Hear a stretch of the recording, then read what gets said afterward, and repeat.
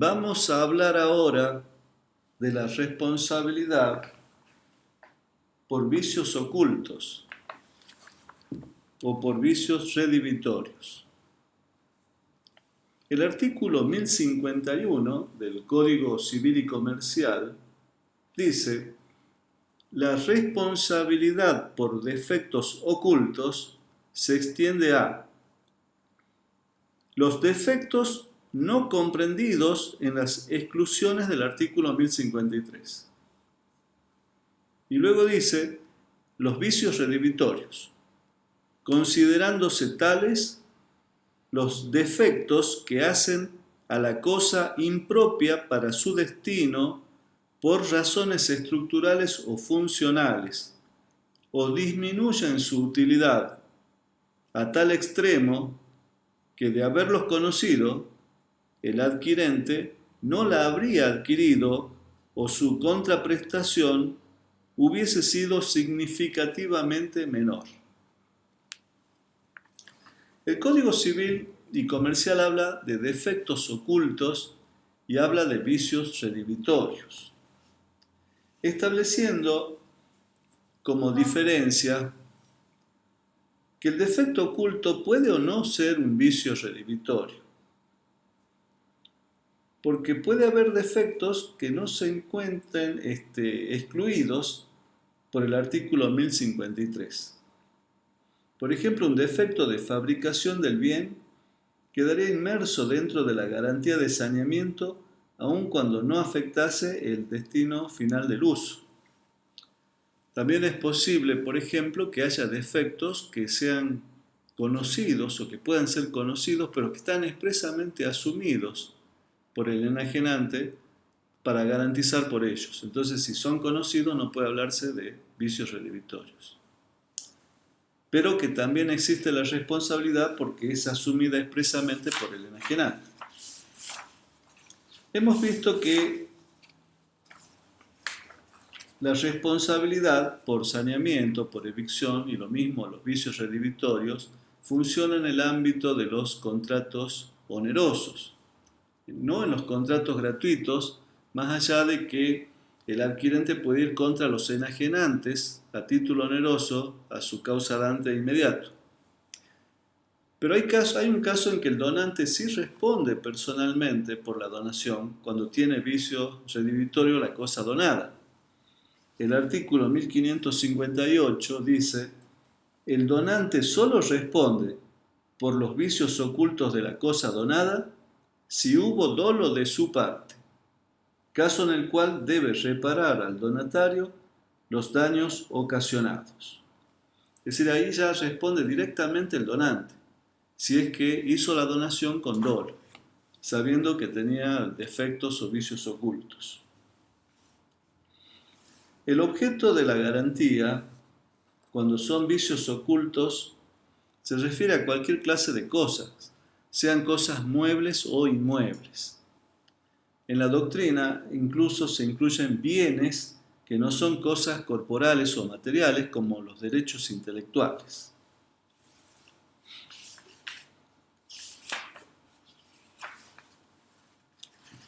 Hay defectos ocultos que no están comprendidos en la garantía.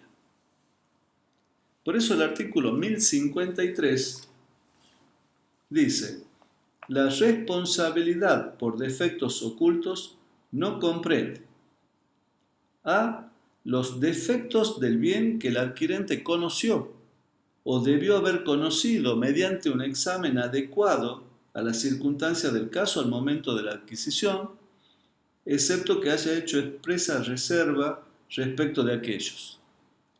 Si reviste características especiales de complejidad y la posibilidad de conocer el defecto requiere cierta preparación científica o técnica, para determinar esa posibilidad se aplican los usos del lugar de entrega. Y B, los defectos del bien que no existían al tiempo de la adquisición. La prueba de su existencia incumbe al adquirente, excepto si el transmitente actúa profesionalmente en la actividad a la que corresponde la transmisión. Entonces, si los defectos eran conocidos, no se responde por evicción. Y tampoco de los defectos que no existían al tiempo de la adquisición.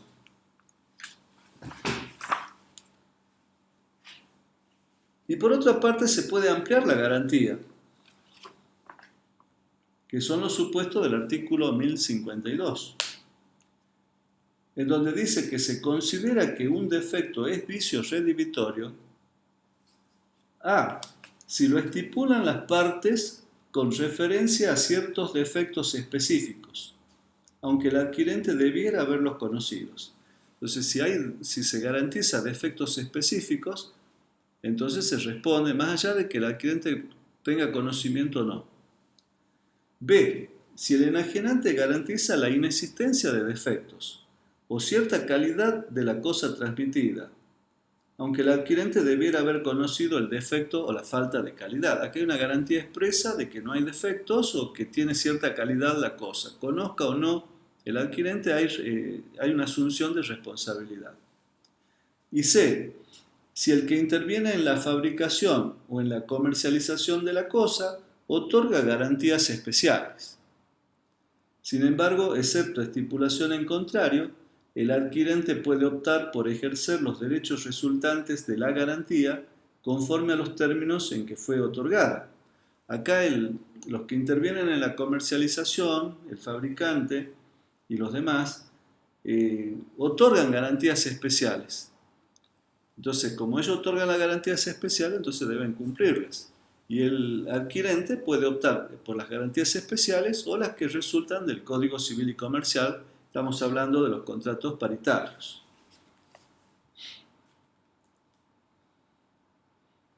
Y en los contratos de consumo tienen su propio régimen de garantía. Entonces, el que más tutela al consumidor es el que se va a aplicar.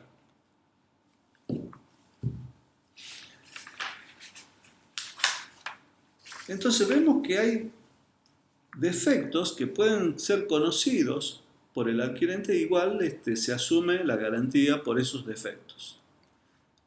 Ahora vamos al supuesto de los vicios redhibitorios, que son los defectos ocultos. ¿Cuáles son los requisitos para que un vicio se considere redhibitorio? Debe ser un vicio de hecho, debe ser un vicio oculto. Un vicio ignorado debe ser grave y que haya existido al tiempo de la adquisición. En primer lugar, los vicios redhibitorios suponen vicios o defectos materiales de la cosa, porque los vicios de derecho son materia propia de la evicción. Para que sea vicio redhibitorio tienen que ser defectos o vicios materiales, de hecho. En segundo lugar, debe tratarse de un vicio oculto. ¿Cuándo se entiende que el vicio es oculto? Al respecto existen tres criterios. Un primer criterio entiende que el adquirente siempre debe recurrir a peritos o expertos antes de adquirir la cosa. Esto es criticable porque no es razonable exigir a todo aquel que va a adquirir una cosa que vaya acompañado de un experto. Solo excepcionalmente puede exigirse que el adquirente se haga acompañar por un perito. Otro criterio, en cambio, sostiene que el vicio se considera oculto siempre que el adquirente concreto no lo haya podido advertir con un examen adecuado de la cosa. Este criterio ha sido también criticado porque implica confundir o mezclar dos problemas distintos.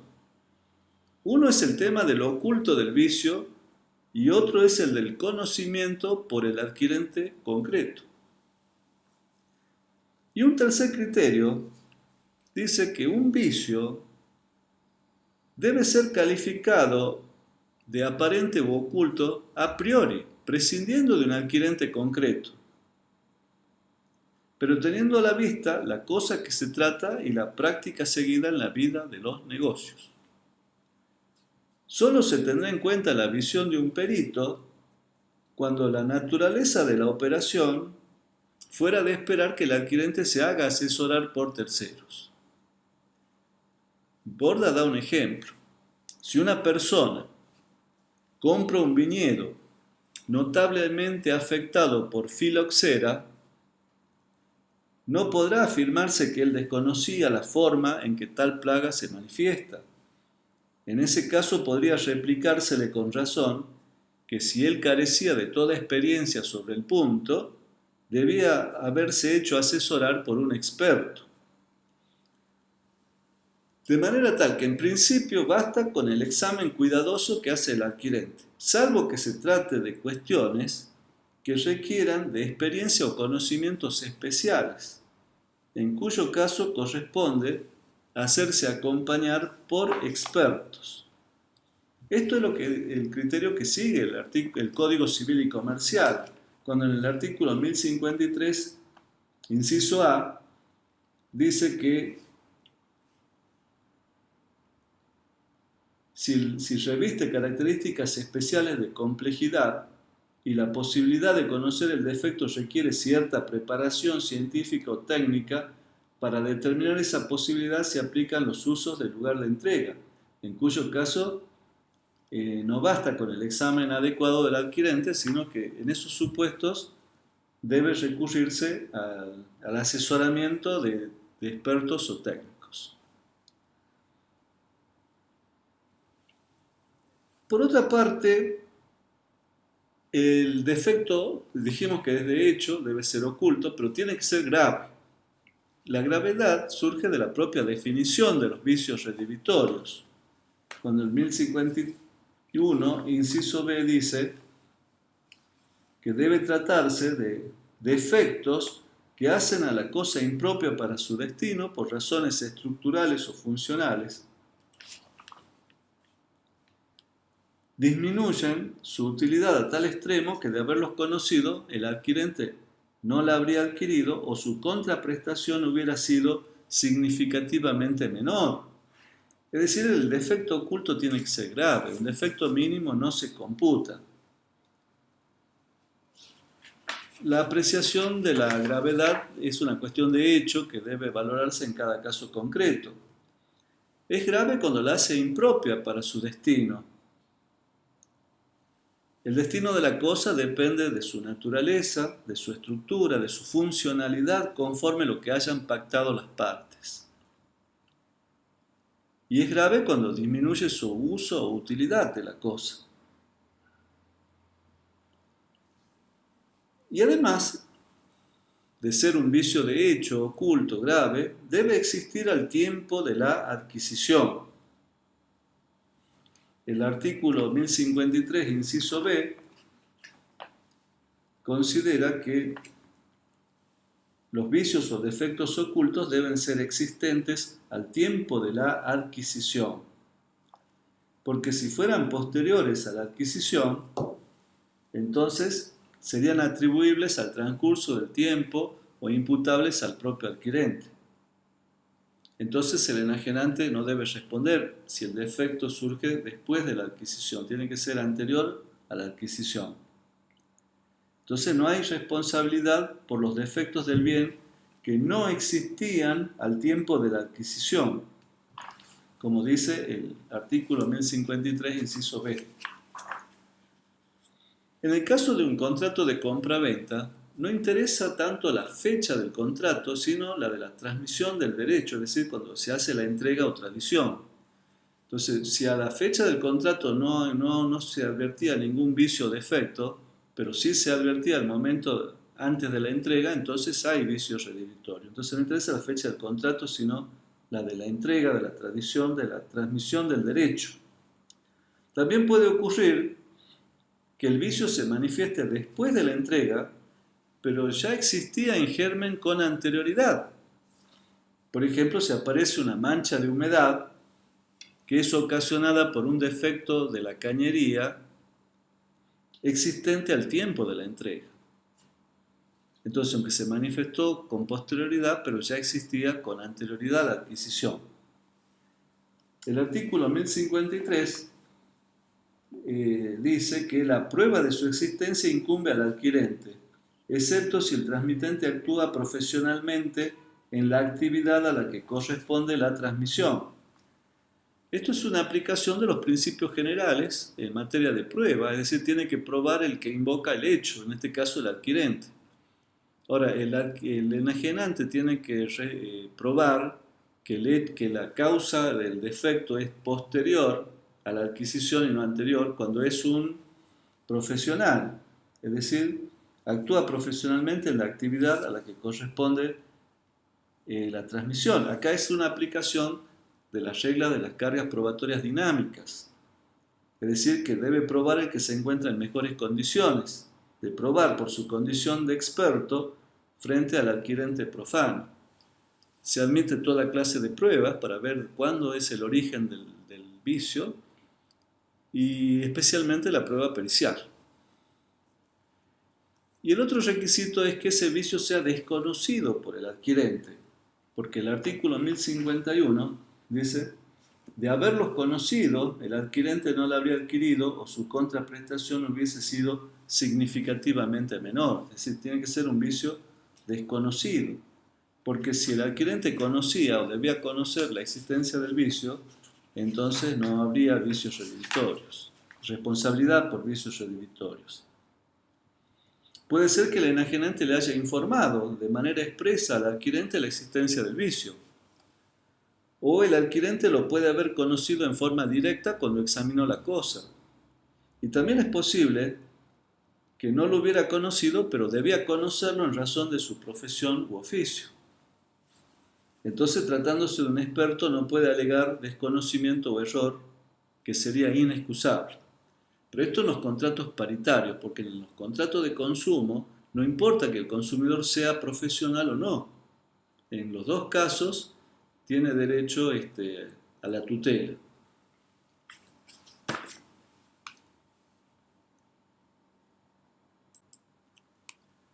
Con relación a las acciones que dan lugar los defectos ocultos y los vicios redimitorios, recordemos que en el Código de Vélez nacía la acción redimitoria que perseguía dejar sin efecto el contrato, devolviéndose recíprocamente la cosa y el precio.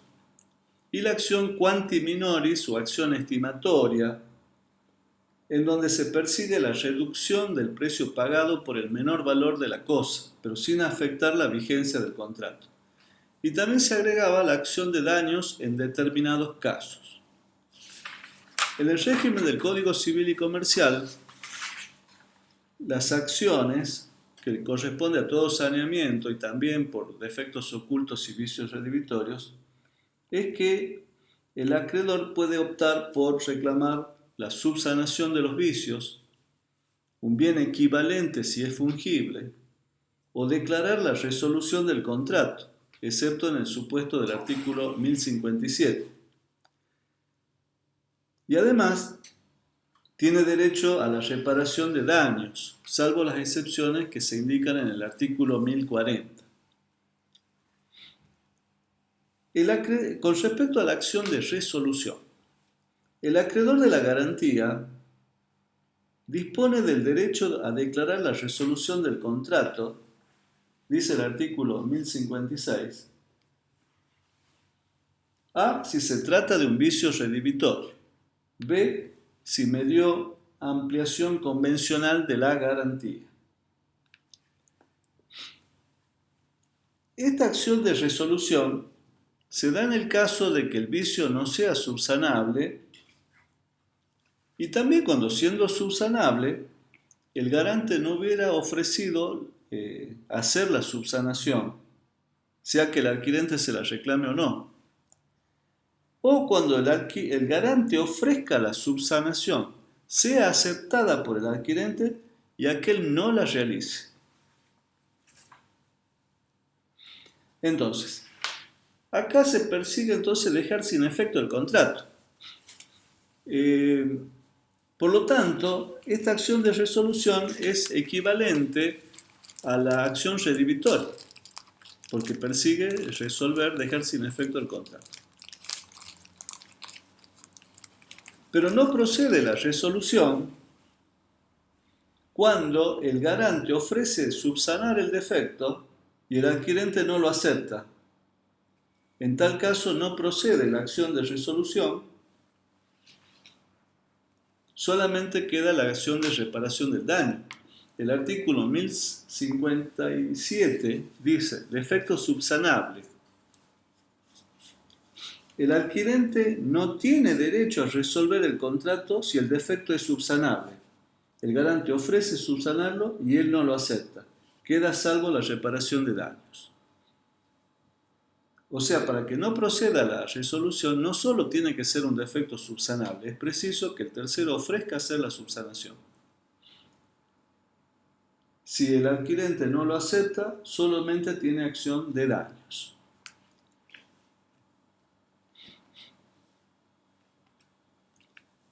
La otra acción era la de la subsanación del vicio. Se supone que acá el vicio es subsanable. En ese caso, el acreedor puede, en lugar de ir por la vía de la resolución, directamente ir por la subsanación del vicio. O bien puede ser que haya accionado por resolución y el garante le ofrezca la subsanación. Si ofrece la subsanación ya no se puede resolver el contrato y si no la acepta el adquirente queda solo la reparación de daño. El defecto de la cosa se subsana mediante la reparación material, pero también puede consistir en la restitución del valor de la prestación que se pagó de más, que no es otra cosa que la anterior acción quanti minoris. O sea, puede ser entonces que el acreedor, en lugar de la subsanación, de la reparación material, reclame el mayor valor pagado, y eso no es otra cosa que la acción quanti minoris o estimatoria. El adquirente puede exigir al enajenante la eliminación del vicio, bajo apercibimiento de hacerlo él mismo a costa del enajenante.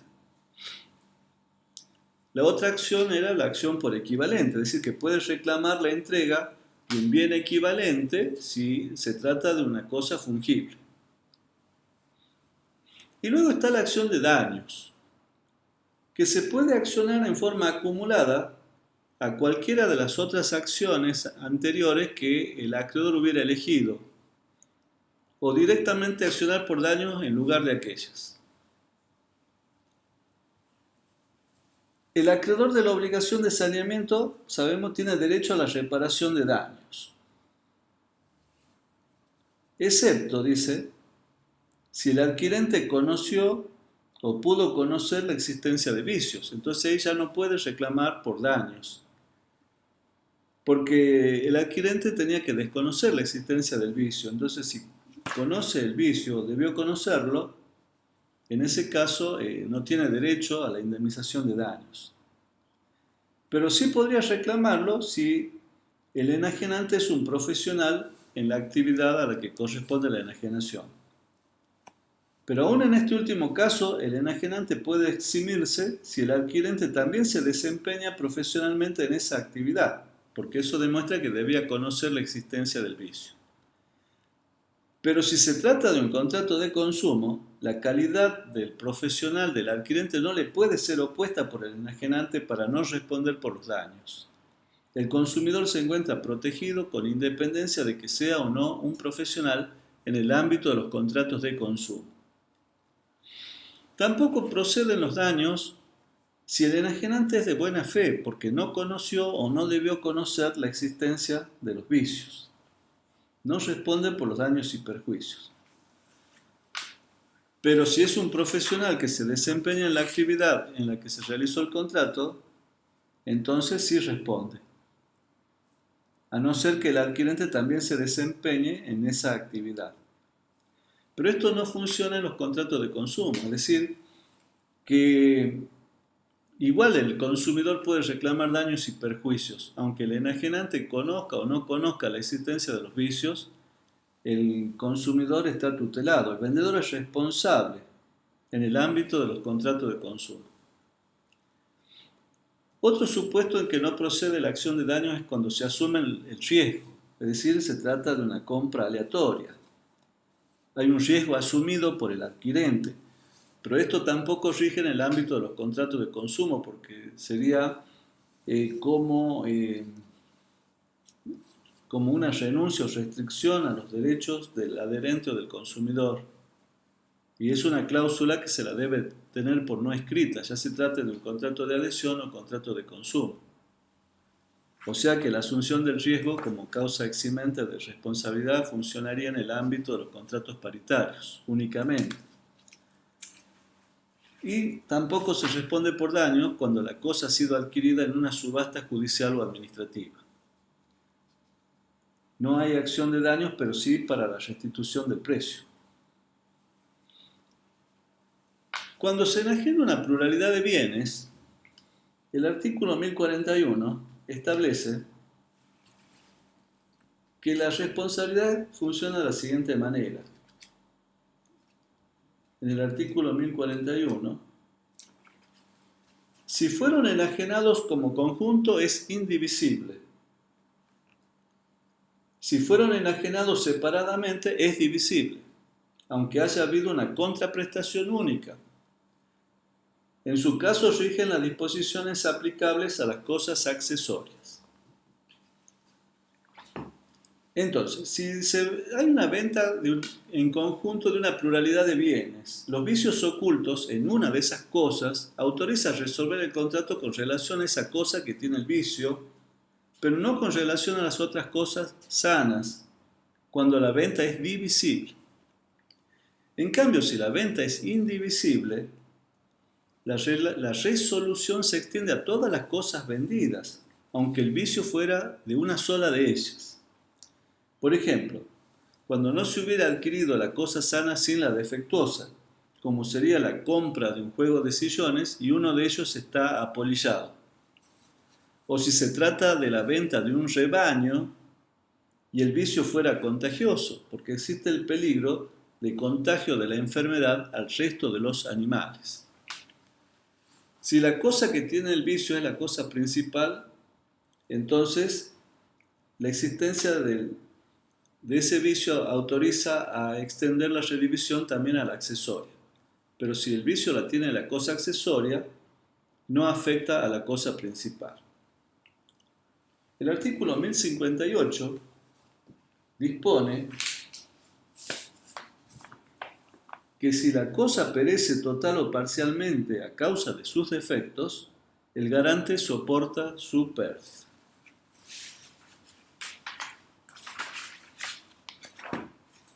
En caso de pluralidad de sujetos, ya lo dijimos varias veces, que si son enajenaciones sucesivas, son obligados concurrentes.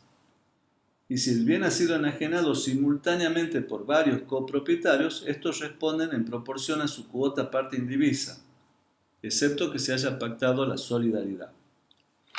Pero en el ámbito de la ley de defensa del consumidor, los que intervienen en la cadena de comercialización, por disposición de los artículos 13 y 40 de la ley 24.240, tienen una responsabilidad solidaria y objetiva, y no concurrente.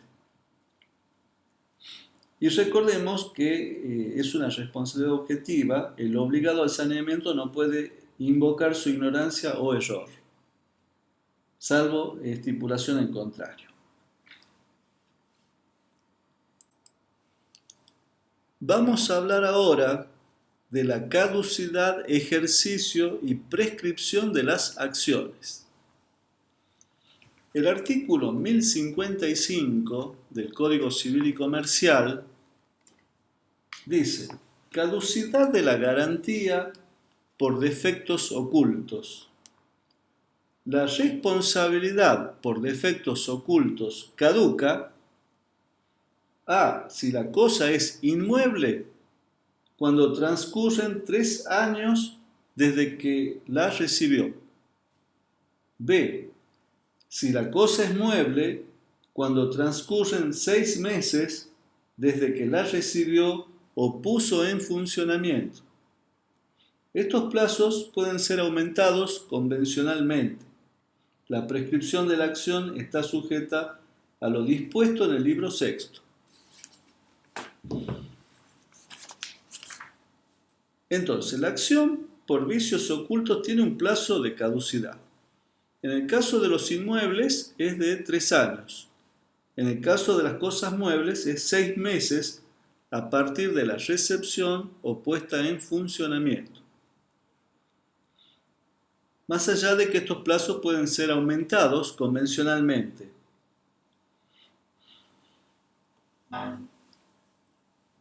Si el vicio se manifiesta con posterioridad a esos plazos, entonces la acción se extingue. Por ejemplo, si uno compra un departamento y se rompe la cañería a los 2 años, entonces está dentro del plazo de garantía. El artículo 1054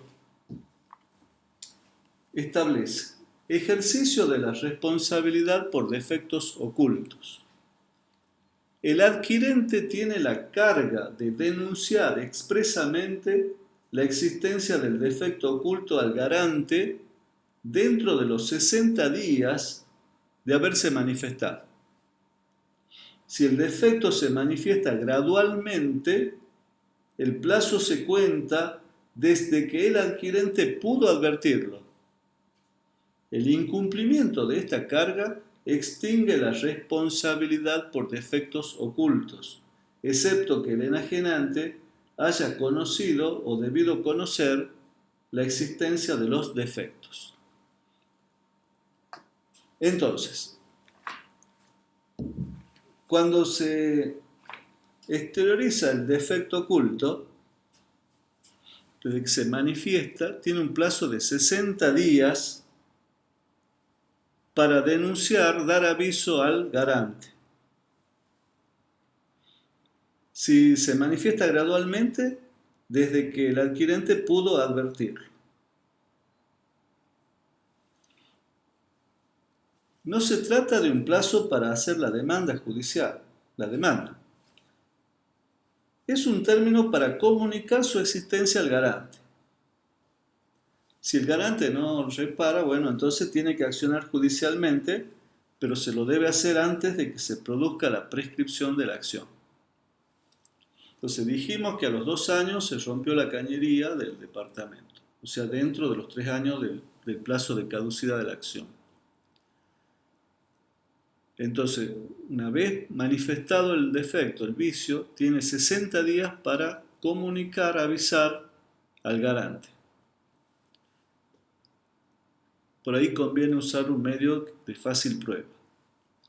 Si no hace la reparación, bueno, tiene que hacer la demanda, la acción judicial, en el plazo de prescripción. Con respecto al plazo de prescripción de la acción, el artículo 2564 establece que prescribe al año el reclamo por vicios redivitorios.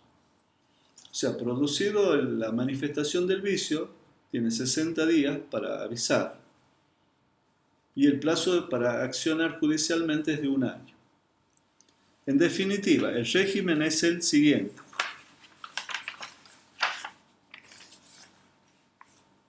El defecto debe manifestarse dentro del plazo de caducidad, que dijimos 3 años en inmuebles, 6 meses en cosa mueble. Una vez manifestado el vicio, el adquirente debe comunicar su existencia al garante en el plazo establecido, que dijimos era 60 días. Y la acción judicial debe ser ejercida antes de que se produzca la prescripción de 1 año. Estos plazos de caducidad pueden ser aumentados convencionalmente. Bueno, este régimen es propio de los contratos paritarios.